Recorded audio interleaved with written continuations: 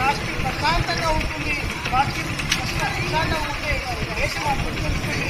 దేశం అభివృద్ధి చెందుతూ రోజు కూర్చోలేని వ్యక్తులు పాకిస్తాన్ నుంచి సాక్షాత్తు ఆయన ఆర్మీ బ్రిగేడ్ ఆఫీసరే వచ్చి ఈ యొక్క కార్యక్రమం చేయబడి అయినటువంటి ఆ పాకిస్తాన్ ముష్కరు నేటికి అంత ధైర్యం ఎక్కడికి వచ్చిందంటే ఈ దేశంలో ఉంటూ, ఈ దేశంలో తింటూ, ఈ దేశంలో గాలి పిలుస్తూ ఒత్తాసు పలుకుతున్న పాకిస్తాన్ లో ఉచ్చలాకుండలకు ఒత్తాసు పలుకుతున్నారు కాబట్టి వాళ్ళకంత ధైర్యం వచ్చి ఇలా పాకిస్తాన్ కొడుకులు వచ్చి మన దేశం పైన కాదు, ఇది ఖచ్చితంగా ఈ యొక్క హిందూ మతం పైన దాడి చేస్తున్నారు.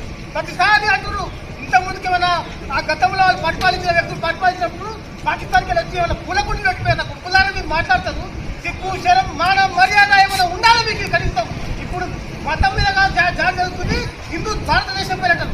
భారతదేశం పైన కాదు, వాళ్ళు కావాలనుకొని పకడ్బందీగా ప్లాన్ తోటి ఈ యొక్క ఫైల్ చెప్పుతూ ముస్లిమా కాదా అంటే ఈ ఉద్దేశం ఏంటి? ఈ యొక్క భారతదేశం పైన దాడి జరుగుతుంది, హిందూ మతం పైన. దానికి కారణం ఈ దేశంలో ఉన్నటువంటి వ్యక్తులు వాళ్ళకు ఒత్తాసు పలకడమే. ఇందుకు ఉదాహరణ చెప్తున్నా, రాబర్ట్ వాద్రా అని నువ్వు సోనియా గాంధీ అల్లుడు కావచ్చు, ఈ దేశానికి అల్లుడు కాకుంటే నువ్వు రాబర్ట్ వాద్రా ఏం మాట్లాడుతున్నావు బేకారుగా?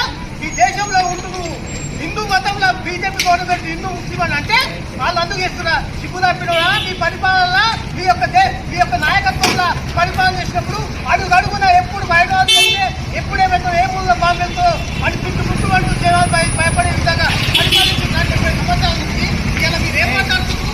ఈ విధంగా విభజన తీసుకున్న హిందూ మతం ఉగ్రవాదం అని చేసే మీరు ఇవాళ భారతదేశం పైన అసలైన దొంగలు ఎవరో గుర్తుపట్టాలి. ఈ దొంగలు వ్యక్తులు మనం పాకిస్తాన్ పోరాడరా జవాన్లు ఈ దేశంలో మన ప్రాంతంలో ఉన్నటువంటి ముష్కరులు ఏర్పడలేకపోతే మన దేశం అల్లబల్లలు అవుతుంది. కాబట్టి మనమంతా ఖచ్చితంగా ప్రతి భారతీయుడు తెలుసుకోవాలి, ఏదైతే విదేశీ శక్తులకు ఇలాంటి ముష్కరులకు ముందు వాడుతూ వాళ్ళకి సపోర్ట్ చేస్తూ వాళ్ళకు సంఘీభావం తెలుపుతూ వాళ్ళకు మేము ఉన్నామంటూ అండగా ఉన్నటువంటి వ్యక్తులని మన ప్రాంతం నుంచి తరిమి కొట్టకపోతే మన దేశం అధోగతి పాలవుతుంది. కాబట్టి ఖచ్చితంగా ప్రతి భారతీయుడు తెలుసుకోవాలి, ఎవరు ఈ దేశానికి నాయకత్వం వహించాలి, ఎవరు ఈ దేశంలో సదైన లీడర్ని తెలుసుకొని ఇవ్వకపోతే మన పరిస్థితి మరోసారి 1000 ఏళ్ళ గెలిపోతుంది. కాబట్టి ప్రతి భారతీయుడు తెలుసుకోవాల్సిన జై హింద్, జై భారత్.